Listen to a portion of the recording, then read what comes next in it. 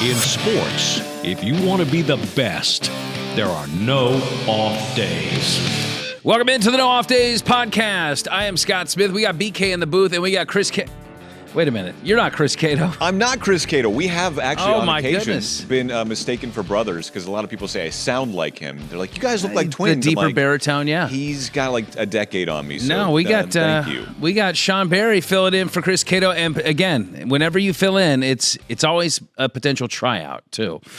So we always got to keep that seat warm. But you know, if Cato thinks he can run off and have an off day in the middle of the No Off Days podcast, then he's got another thing coming to him.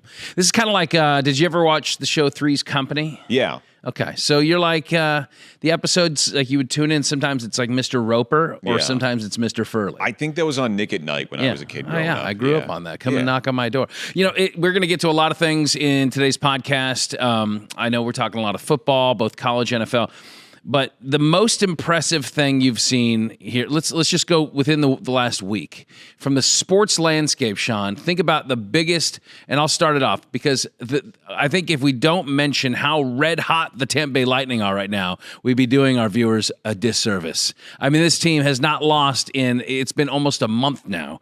They're going for, tonight as we tape this, 11 consecutive victories, which would match a franchise best. And they're just red hot. It doesn't matter. I mean, guys are injured, they're up, they're down. You know, where's Victor Hedman? Where's Ryan McDonough? I don't know, but they just keep winning, they're like winning decisively. We're talking coaching carousels. We're talking, college football playoff. At the same time, people need to look at what's happening down along Channel Side here in Tampa. You're right. Going for 11 straight wins as we record this tonight. They're one of the best stories in sports right now.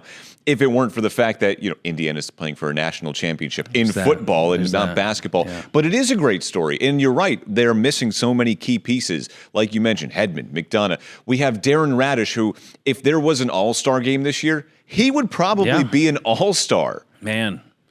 Yeah, so there's a lot of things cooking right now in the sports landscape, and but there's a little nod to our Tampa Bay Lightning. Let's bring BK in with that. BK, I know you've been looking forward to getting Sean in the hot seat here. Oh, yeah. You obviously, you guys can't wait. Have a great relationship off the podcast, but now to bring that to the viewers here today, I think they're in for a treat. Give them a little taste of what we experienced back here in the sports office. That's awesome, man. Yeah.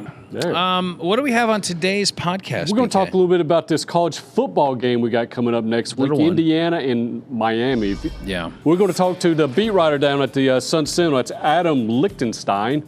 Get his take on the big game. And then also, equal time, we're going to go up to Indianapolis Star, talk to Zach Osterman, get his take on the big game coming up next week. That's got to be a fun, daily interview when you're talking to, Coach Signetti, right? I mean, I'm sure the local beat writers are able to pull so much out of him. Right? Google me. I have not really seen too many press conferences from him. Is he different?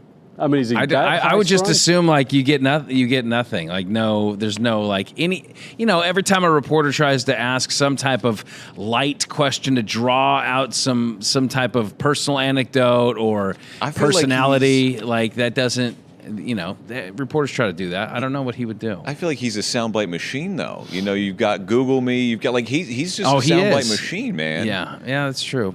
What we need is that reporter at the Jacksonville game to be there Monday. Coach, you've been so awesome. We are so proud of you. Yeah. No question here. We just love you. And can I give you a hug now? I want to give you a big hug. Yeah.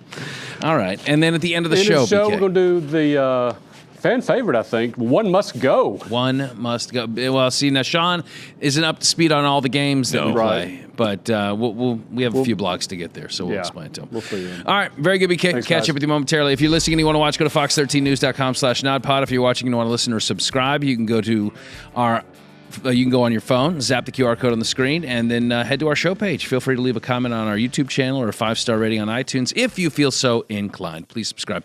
Fox13news.com/nodpod. So before, Sean, we get to college football, we got a lot of meat to dig into.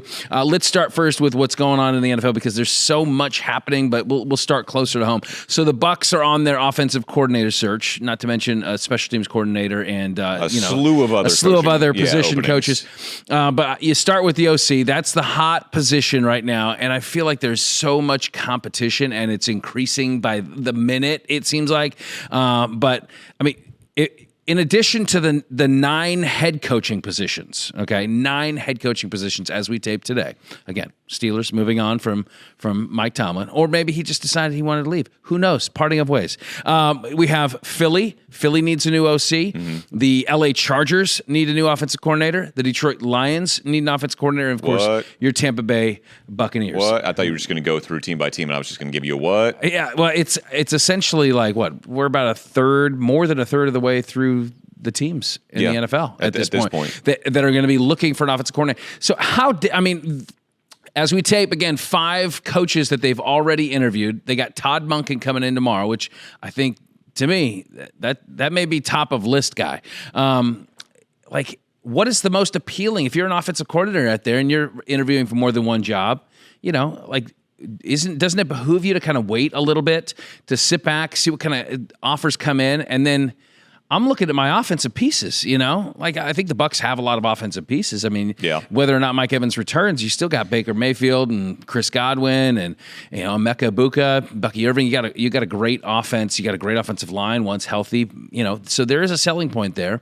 You look at the stability of the head coach and you're like, well, I don't know how much longer Todd Bowles has. So I don't want to go into a, kind of a lame duck, head coaching situation, but Baltimore, you got Lamar Jackson. Right. Let's see. In Detroit, you got all kinds of weapons behind Jared Goff and Amon-Ra St. Brown and Jahmyr Gibbs. The Chargers, you got You're Herbert. always going to have Justin Herbert, right. So, I don't know. What's the most appealing offensive coordinator position of the ones that we know of? Are we counting the head coaching openings too, where there's going to be a new? Go there. Because the answer, to me, it's no offense to your Lions, it's got to be Baltimore, right? You automatically get a 2-time MVP in Lamar Jackson. If you're an offensive mind, throw out whatever your plan is, you know what I mean? Because you have to tailor your offense for Lamar Jackson now. And he is your offense, and Derrick Henry. Which is not a bad thing. You automatically get Derrick Henry. You automatically get Lamar Jackson. To me, that's got to be it. But if you're just an offensive coordinator looking for a job, I look at the Lions. I look at your Detroit Lions because you have so many options to attack defenses with that roster. In Pittsburgh, I don't know what you have. You have DK Metcalf. Cool. Rodgers ain't coming back. Exactly. Is that what you're saying? You're saying Rodgers ain't coming back? He wanted to come play for Pittsburgh because he wanted to play under Mike Tomlin. Yeah. Now that Tomlin's gone, I think it's all but given that Aaron Rodgers is either going to retire or find a different opportunity somewhere else. Yep. So I'm looking at Baltimore if you're looking at what's the best opportunity. And if I'm Mike McDaniel, by the way, I'm just sitting back, like you said, I'm waiting, I'm watching, I'm interviewing for head coaching jobs. I might be an offensive coordinator next season. I might be a head coach somewhere. But I think, if you're Mike McDaniel, you're sitting pretty right now. He even posted a picture. He was on a merry-go-round at Disney World. He's just enjoying himself, dude. Yeah. Yeah. Is he ever not? Really, no. He just always seems like he is. But I think, of the guys that the Bucs have interviewed to this point, none of them jump off the page as got to go get that guy. They interviewed Brian Callahan, who has some head coaching experience and offensive play calling experience. But outside of that, Monken was Kafka.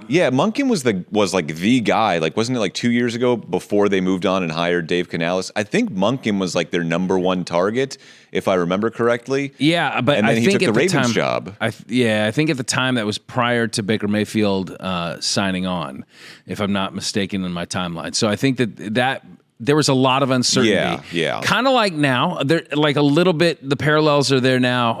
And Canales kind of took a flyer, and maybe the Bucs took a flyer on Canales, and it obviously worked out. But of the guys that I see right now, I just think probably not the guy. But again, I feel like this OC search could stretch on for weeks. It could go for weeks. Because unless you go for someone that is maybe not as in demand, that feels like, well, if I don't take it right now, I don't know what's going to be left in a couple weeks, then, anybody that's the Munkins of the world, the McDaniels, any of these guys that have a reputation that kind of precedes them, I think they're probably going to wait, and I would too. I don't blame them for that. So, but I think it's still an appealing OC job. Very much so. It should be. It should be, even if Mike Evans doesn't come back, because you've still got Baker Mayfield, you've still got Bucky Irving, you've still got Jalen McMillan, Chris Godwin. The list goes on and on. I still think it is a really appealing job for a prospective OC, but at the same time, you have all of these 9 head coaching openings. So you have guys going, hey, if I get a head job here, you're coming with me. Sure. If I get a job here, you're coming with me. There's so many moving pieces this offseason. Yeah, I think the most intriguing head coaching person right now to me, Harbaugh, obviously steady, right? Steady leader, 18 years, whatever, in Baltimore. Same exact thing can be said for Mike Tomlin. Both of these guys accomplished Super Bowl rings, multiple trips to the playoffs. But I think it's Mike McDaniel, as you mentioned. Like, he, for whatever reason, he is the most intriguing to me, because I think if he comes in... It's the tracksuits, isn't it? It is. It's the glasses, man. He's like a mob boss with those gold-rimmed glasses. I just think, like, he still has so much youth. He has a great reputation still as, I think, an offensive play caller. Like, as a head coach, I don't know that he's like my number one guy, but that's why he's intriguing to me, because he's like a tweener. He could be the Browns' next head coach. He could be the Titans' next head coach, or he could be the Lions, or name one of the teams that is really good that needs an offensive coordinator, the Bucs maybe, offensive coordinator. So, like, where he falls on that, is he willing to even turn down a head coaching job if it's maybe a less than ideal situation? If you're looking at like the Arizona Cardinals offering you the head coaching job, or you could, go be the OC in Philly. Like, I don't know. I'm not sure which one's better. I know which one's going to pay more, but I'm not sure which one's better. I think, like, that's why I said I think he's sitting pretty, because I think he'll have his pick of, maybe not his pick of head coaching jobs, but he will have head coaching job offers, and then he will have his pick of OC offers. Yep. Do I want to go be a head coach with the Browns or the Titans? Because that could be like could be a career killer in 2 years. It could be, yeah. But if you go to a team that is built to win and has players now, even as an OC, yes, you take a pay cut, but it could be again a relaunch and get you back out there to maybe a more premier head coaching job. We've seen it before. Josh McDaniels. Yeah. Similar name. Yeah. Similar story. Hopefully Mike McDaniel doesn't take a job and then leave it to go back to his old job and leave everyone high and dry. Who would do that, though? Yeah, no. So with your guy Mikey T leaving Pittsburgh, I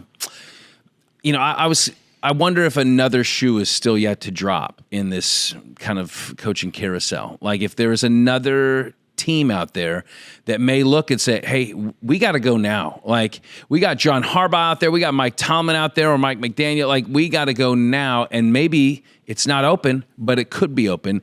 And so I'm going to throw a couple names out there. The Cincinnati Bengals. Okay? Zach Taylor's been there for a while. Hot start, right? Turned the program around, gets the success of Joe Burrow. A lot of this obviously hinges on the health of Joe Burrow each and every year in Cincy. But, they've underperformed the last few years. It's 9-8 finishes the last 3 years. If you look at Indianapolis, Shane Steichen, he's one bad season away from being kicked. That could be it. Like, he's 9-8, 8-9, 8-9. So I think those are potential, in addition to Tampa Bay. Obviously, I was going to say, are you going to mention Todd Bowles? Yeah, I think that kind of went without saying. But if Mike Tomlin was on the market last week, like if they had lost to the Ravens in that Week 18, Sunday night game, and Mike Tomlin was on the market, I don't think Todd Bowles would be the head coach of the Tampa Bay Buccaneers. Well, I do wonder if are the Glazers rethinking this? Whatever commitment they made to Todd Bowles privately, we have not heard from them publicly. They have not come out and endorsed him publicly. So I just wonder if maybe, like, let's not say it's all done yet. I wonder if they're still thinking maybe they make that move. I don't know. But then again, the issue with Tomlin is he still has team control. The Steelers still have team control, so that you would have to execute some type of trade, right? Yes. Because he resigned or because he stepped down and he wasn't fired, the Steelers still control his rights. So even if he takes a year off, goes into broadcasting, lays on a beach somewhere, next year if he wants to coach, a team has to trade for him, like Sean Payton did in Denver. But it would be the same next year as it would be right now? Right now, yep. Okay. Yeah, and I think a lot of people are saying that their inclination is that Tomlin's going to take a step back and go into maybe TV or just not take a head coaching job this cycle. Who knows? I think that, like, it's all still so fresh, so maybe he gets a week or two down the road and says, actually, I do want to continue coaching, and I'm excited for this opportunity because I know that the opportunities are going to present themselves, and I'm sure they've already been presented to. Oh, 100%. Yeah. Without a doubt. Yeah. Do you think of those other jobs, though, like of Cincy, Tampa Bay, I'll add one and for you. Indy? Yeah. Philadelphia.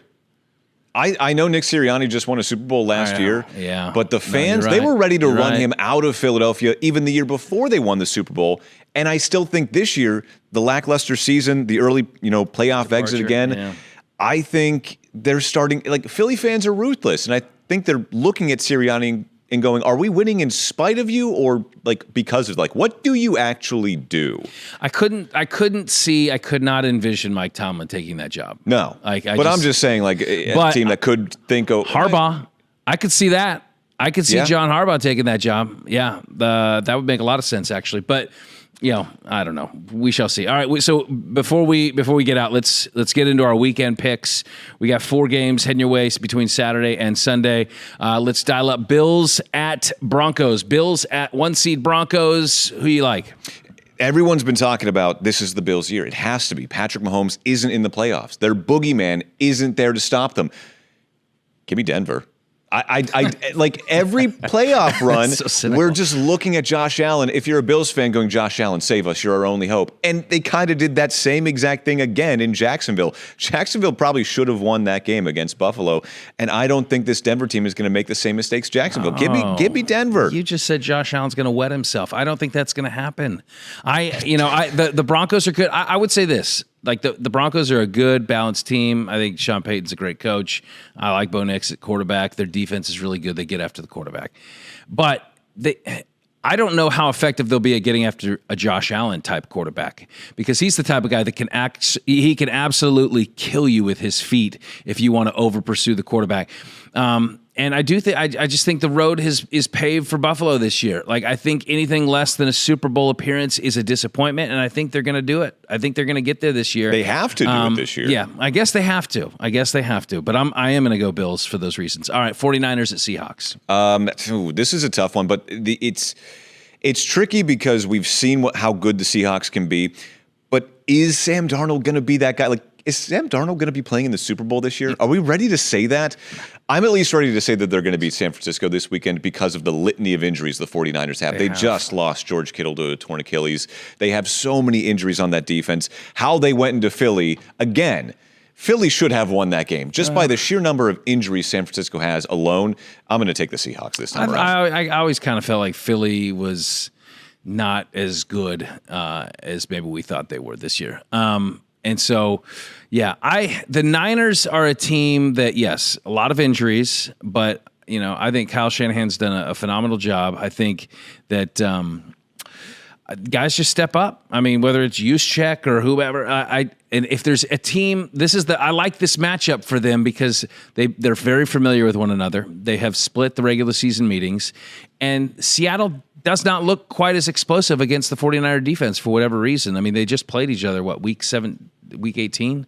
So, and it was like a low-scoring game. It was like 13-3. Niners lost, but like... I was going to say, who won that game? Yeah, they did. But, Niners won the earlier season game, and I understand they had better help that year, or that matchup. But I think I'm just going to go Niners. There's something about them that I feel like they're going to keep going. You don't have to do the same, like the different answer than me. It's okay I'm not, if you agree with I'm me. really It's not. okay if you agree I with me. I already wrote my picks down. It's already set in stone in key type. All right, so let's go Texans at Patriots as we roll into our Sunday matchup. I just watched that Texans defense just be a house of horrors for my Steelers the other night.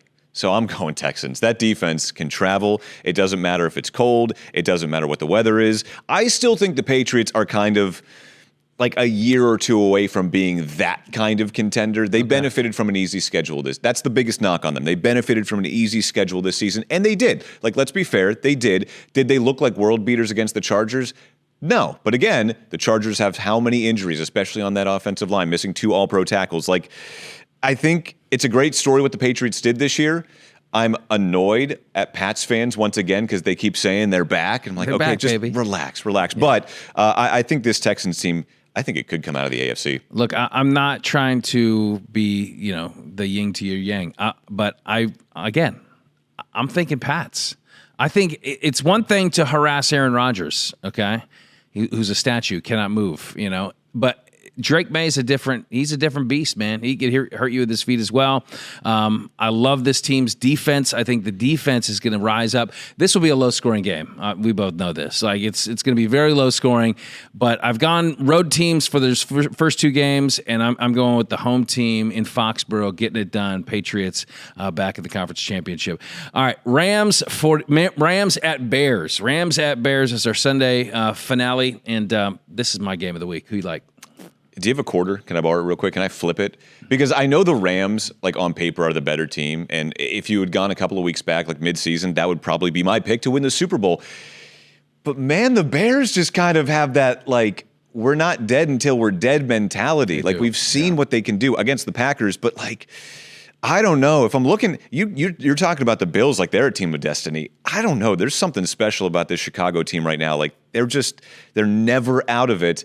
I'm still going to go Rams, but I don't feel good about it. I'll tell you that. That's why. I mean, I was torn on this too. I obviously this Bears team is a fourth quarter team, but I do think when you're a fourth quarter team, you tend to be a little lax. You play a little fast and loose because you've seen yourself come back so many times. The defense is not good enough. This defense is not good enough to win a Super Bowl, in my opinion.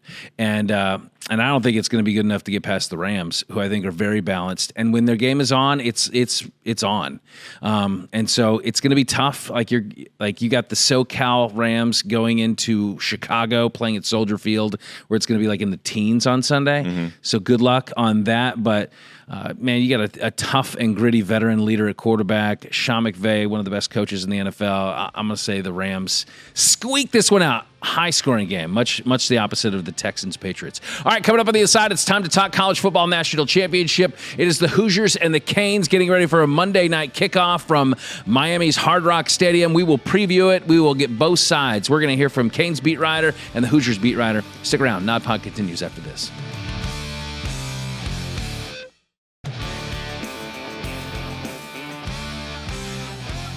It is like a college football eclipse, Sean. When we have a college football team playing for a national championship in their home stadium, that is going to happen on Monday night as the Miami Hurricanes. They somehow squeaked into the playoffs, and now they are on their way to a national championship, one win away from Mario Cristobal and their bunch. A guy that's been covering this team all season long, Adam Lichtenstein, Miami beat writer for the Sun Sentinel in South Florida, is our guest this week on the Nod Pod. Adam, I'm sure that this is a tough ticket to get at this point, right? Between the traveling fan base of Indiana and a home game for the Canes, what has Canes fervor felt like here the week prior to leading into the game? Yeah, the cool thing is it's just kind of grown and grown over the course of the year because, obviously people got very excited at the start of the year. They beat Notre Dame. They beat Florida. They beat, a ranked USF. They beat FSU. Everyone's super excited. Then they lay an egg against Louisville at home. They lose against SMU. Everyone thinks that the season's probably over. And then they just kind of slowly climbed the playoff rankings. And they, eventually the last second, the committee puts them in. And the fervor has kind of grown and grown week by week. Like they beat A&M. And it's like, okay, that's an accomplishment. They've taken a big step forward. That's a big step for Miami. But they're probably going to lose to Ohio State. And they beat Ohio State. And it's like, oh, they might actually have the juice to win it all if they can get past Georgia. Oh, wait, Ole Miss beats Georgia, and Ole Miss is probably not as good as Georgia, so Miami can beat Ole Miss. They beat Ole Miss, and now they're here, and it's reaching a fever pitch. People are very excited. I mean, at the very least, they're making the case for playoff expansion for teams that are right there on the edge and can make it now a deep run. I'm curious if you saw. We mentioned kind of the losses early in the season. You had 2 losses in the span of 3 weeks to Louisville and then to SMU. Did you see a different team emerge after that SMU loss that maybe was different? Because the season started with a bunch of hype and everybody was kind of looking at this team as like, hey, they could be back, but then obviously you take a little bit of humble pie. Do you see a different team emerging after that loss? For sure. And it's been kind of like a tale of 3 seasons here. Like you mentioned, first 5 games, they're rolling. They're up to number 2 in the country. Everyone's looking at them like this team could compete for a national title. Like I said, they played poorly against Louisville, played poorly against SMU, which is kind of a fluky game. They lost in overtime. And the thing is that they've talked about a few times now since the playoffs started is after the SMU game, they held a team meeting And Cristobal, had a choice. Do you be mean? Do you lay into this team, or do you support them, try to build them back up? And he chose the latter. Instead of laying into them and telling them why they weren't playing well enough, he showed them basically a highlight reel of what they had done early in the season and showed them this is what you're capable of doing. Now let's get back to that. And since then, basically that's what it's been. They dominated, with the exception of like basically a half against Stanford. Dominated their last four opponents in the regular season. Uh, you know, Dominated A&M, especially particularly on defense. Were able to roll through Ohio State and hang on against Ole Miss, and now they're here. So it's been, like I said, kind of a tale of three seasons. Really good, mediocre, then really, really good again. Speaking of highlight reels, I mean, you had Carson back with the jog in, go ahead touchdown against Ole Miss. And that was just an instantly iconic moment for this franchise, for this program. I'm curious what you've seen out of Beck and the growth throughout the course of this season. Obviously, he came off an injury and he was new to Miami, and maybe I don't know how quickly the fan base embraced him, but what you've seen in this, particularly in this playoff run out of the quarterback. He's done exactly what they need him to do.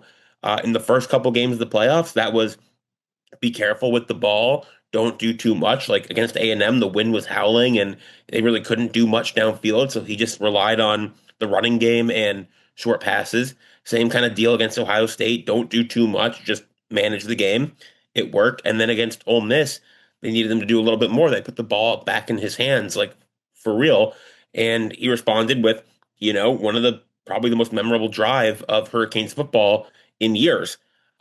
Getting them down the field, converting third down after third down. I know he converted two of the three with completions on that last game-winning drive, and the third down pass that he had, he got a pass interference call. So, and then he runs in the game-winning touchdown. I don't want to read too much into armchair psychology, but you can just see like the weight of the world coming off his shoulders with that touchdown.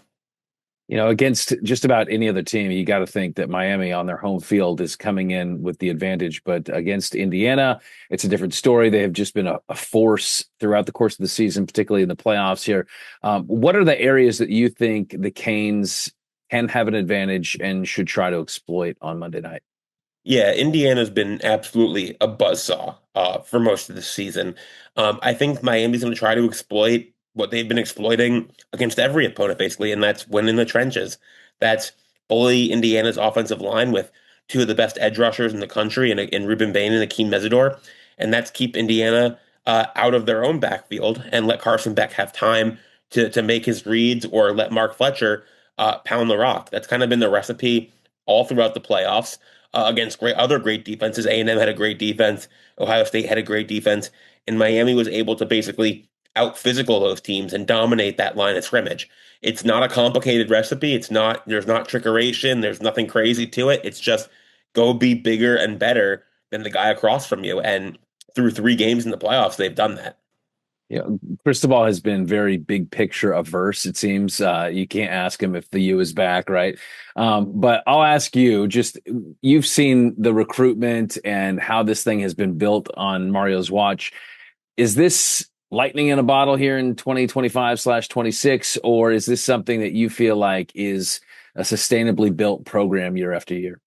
Yeah, I definitely don't think it's lightning in a bottle. And the reason why is because, teams can get lucky. They can get a big-time quarterback or someone like Miami had Cam Ward last year, and he helped them to the number 1 offense in the country. And that was kind of lightning in a bottle. Like, they have a good offense this year. It's got, it's solid, but that was special. I think this team is built to last.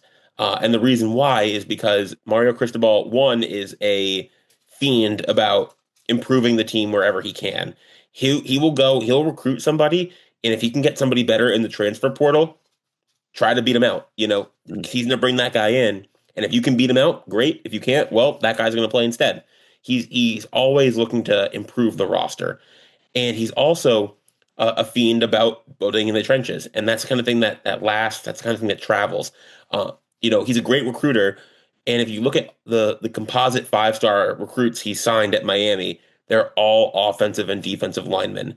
Like, he signed Francis Mauigoa, a 5-star out of IMG Academy, plugged him in at right tackle. He's been a 3-year starter. He's going to go to the NFL, but probably be a first-round draft pick later this year. Well, guess who's going to come in and probably fill his shoes this year, or this coming season in 2026? Jackson Cantwell, arguably the number one player in the country, 5-star recruit with, insane measurables, who's already on campus practicing with the team. Same thing on defense. Like, they're going to lose Ruben Bain and Akeem Mesidor to the draft this year. Well, they've got a 5-star in Armando Blunt and another 5-star in Marquise Lightfoot and a borderline 5-star, 4-star prospect in Hayden Lowe, who's been hurt this year, all ready to fill those shoes. Like, that's the kind of thing that is, if you can keep that sustainable and keep that high level of play in the trenches, you're going to be a competitive team. It's not like losing a quarterback and then having to scramble to replace him. It's not like losing a star wide receiver and having to scramble to replace him. That's the kind of thing that makes a team built to last. Well, and perhaps that's the difference come Monday night, right? In the trenches with a Mario Cristobal built offensive line. Adam, we appreciate your time. Thanks for giving us an insight to the big national championship coming up on Monday. For sure. Thanks for having me. All right, you've heard the Canes side of things. Now, on the other side, it's time to hear from those Hoosiers. Who can stop the mighty Hoosiers? It could be Miami in that defensive line. Man, I don't know. Who? We'll find out. We're going to hear from Zach Osterman of the Indianapolis Star next.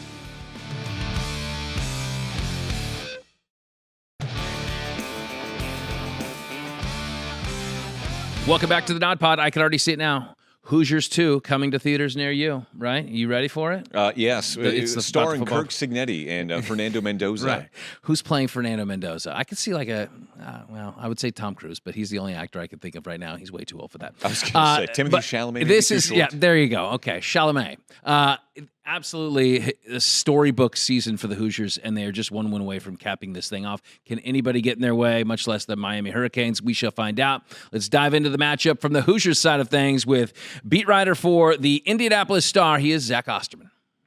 I would imagine that the mass exodus from Bloomington will continue this coming week, especially with the prospect of coming to South Beach. It's probably kind of chilly right now in Indiana. Would you expect the same type of caravan mentality with these Hoosier fans as this playoff run continues?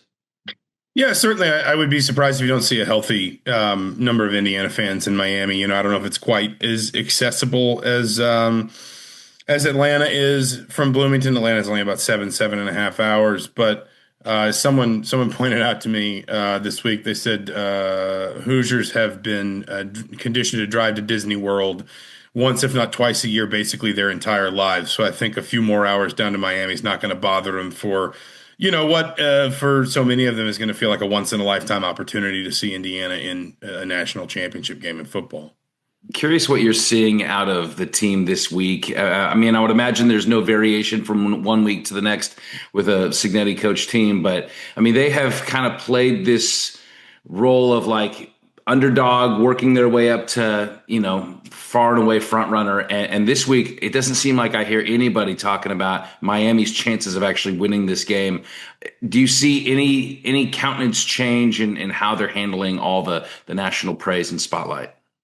No, that has kind of been Curt Cignetti's real superpower over the last 2 years, at least that we've known him, is his ability to get his team just completely focused on what's right in front of them, whether that's practice, whether it's film, whether it's a game, whether it's the first quarter, the fourth quarter. I reference a lot. There have been a number of games this season that have turned into real blowouts for Indiana, where Indiana hardly threw the ball in the fourth quarter, and the reason they kept scoring was because their second and third teamers were still so sharp, so focused, so prepared and well drilled that, I think multiple times Indiana's third string running back has broken 100 yards this season, carrying the ball almost exclusively in the fourth quarter. And, that is obviously those games have not mattered maybe as much to the national perception of Indiana, but I think they reflect the idea that this team just doesn't kind of change what it is or how it focuses on what it's trying to do based on the situation at hand. It is just sort of permanently locked into whatever is right in front of it. And I think that, at least insofar as we can grade things that are relatively intangible, it certainly doesn't feel like that's changing for Indiana this week. When it comes to storyline for this game, I can't recall a national championship that seem to have as many embedded storylines between. I mean, if the story wasn't already about Miami being able to host one in their backyard and pronouncing that the U is back, well, now you got kind of the wayward son that goes off, that was actually cast off and is coming back to seek out his revenge. I mean, it seems like a movie script, Zach. I think it does. And again, I think that's probably one of the ways in which Indiana's sort of happy to take that approach of playing it all down and not really making more of it than it is, because I think it would be very easy in this game to get swallowed up by some of that, and of course, maybe these college football seasons are so long now that we play a number of these storylines out before we get to this point. I've never covered Indiana in a national championship game, so maybe I'm just new to it, but I think there is certainly, this real feeling of, listen, all the outside noise, even as it relates to things like, Fernando Mendoza's background and his family. And of course, his father played high school football with Mario Cristobal at Columbus High School in Miami. You have, as you said, Miami playing at home. You have sort of this narrative of, maybe potentially our first time national champion since Florida in the mid 90s under Steve Spurrier. There are kind of all these different things sort of, running through this game. And I think that's why Indiana is happy to just kind of wall off all the noise, because it would be, I think, easier than normal, to your point, to maybe get swept kind of under the current of a lot of that if you weren't careful.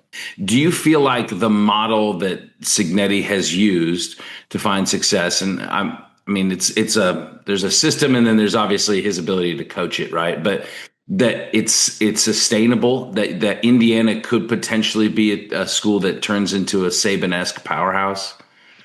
Yeah, it probably depends a little bit on exactly how we define powerhouse, especially in the modern context when, talent is becoming more spread out, when obviously we're seeing just more parity across the board in college football. I think, even going back to last season, I think a lot of us sort of, even those of us with maybe a more skeptical or at least a more sort of neutral eye, still looked at Curt Cignetti and said, well, 13 winning seasons in 13 years, we'll sort of believe, that his process works until we see that it doesn't. I think, you probably have only reinforced that at this point, right, with what Indiana's done over the last 2 years. At a certain point, you sort of, and I've only been around Curt Cignetti a couple of years, but it was a lesson learned pretty quickly. You sort of learn to stop doubting him because, again, you bring up Nick Saban. Like Nick Saban, it is hard to argue with the results. I understand maybe Saban achieves it at a higher level in some respects. Maybe Curt Cignetti will get there, even as early as next week. But 15 winning seasons in 15 years and what he's achieved at the jobs that he's been at as a head coach is at this point very difficult to argue with. Yeah, it's going to be fascinating to watch, not only Monday night, but then what happens moving forward. And give me one little key, because everybody thinks, Hoosiers got this one in the bag. What's an area that you think is of concern come Monday night specifically? Yeah, I would actually come back to two. I think Miami can run the ball better than anybody Indiana's seen in the playoff. That has been a fundamental part of the defensive formula for Indiana really all season. They've only let one team average 4 yards a carry against them all year. That was Old Dominion in week 1, and that was because of a couple of explosive runs from their quarterback. Indiana has been smothering in run defense this season, but Miami, I suspect, can run it better than anybody Indiana's seen, even going back to Ohio State. And if Indiana's got to make Miami one-dimensional to put Carson Beck in some disadvantageous situations. Otherwise, I think Miami's going to have some success offensively. And then on the other side of the ball, it's simple, it's easy, but I think it's fair. Ruben Bain, is the rare defensive player that can define the entire outcome of a game. That you can get to the end of the game and you could say he had 2 sacks, 2 forced fumbles, 4 tackles for loss. The entire game was played on Ruben Bain's terms.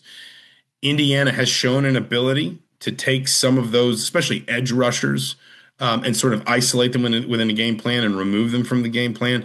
I don't know if you can remove Ruben Bain, but you at least need to weaken his impact on this game to give Fernando Mendoza the chance to be what he's been so far in this playoff run, which is remarkably efficient and ruthless at the same time.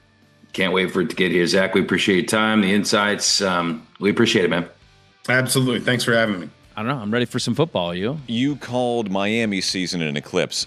Indiana's season is like Haley's Comet. Yeah. I mean, we're talking about Indiana football in a national title game. Once in a lifetime, right? Crazy, man. We shall see. All right. I'm ready for it. Monday can't get here soon enough. All right. Coming up on the other side, it's time to jump into our fun block. BK joins us with yet another rousing edition of One Must Go. One Must Go. Maybe Chris Cato. Only one? Cato's going to go. Next.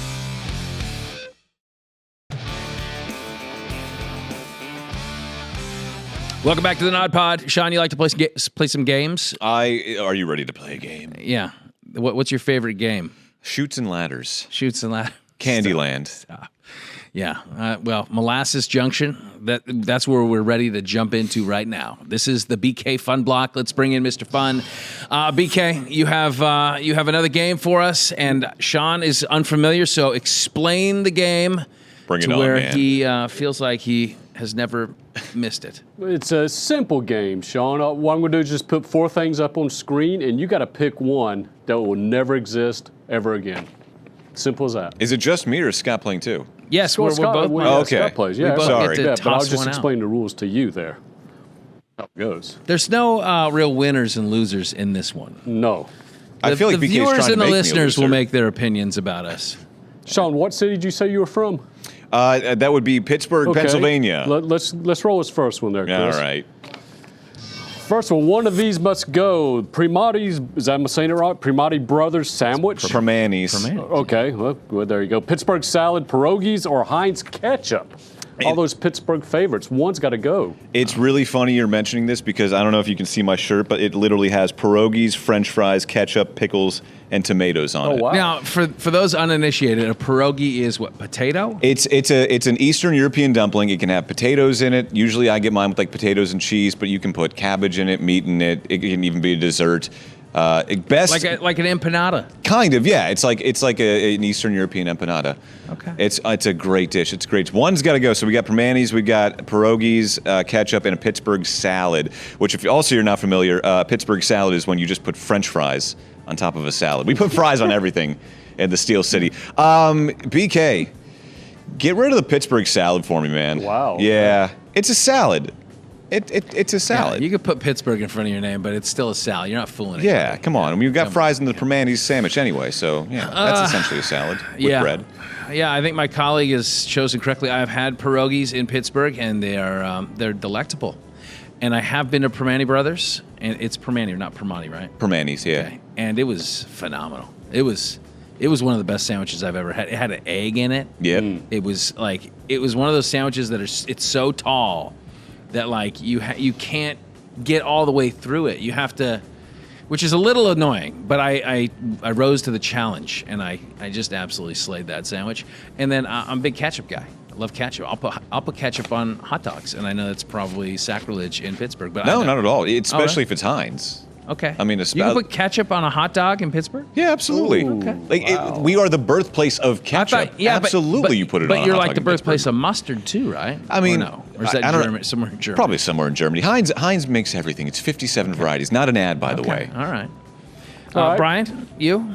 I've not had any of those except ketchup, so I will go with you with the You seem like French you're- fries on salad. Just didn't seem like it worked, but You seem like you're a Hunt's ketchup guy, BK. no, I like Heinz. Yeah.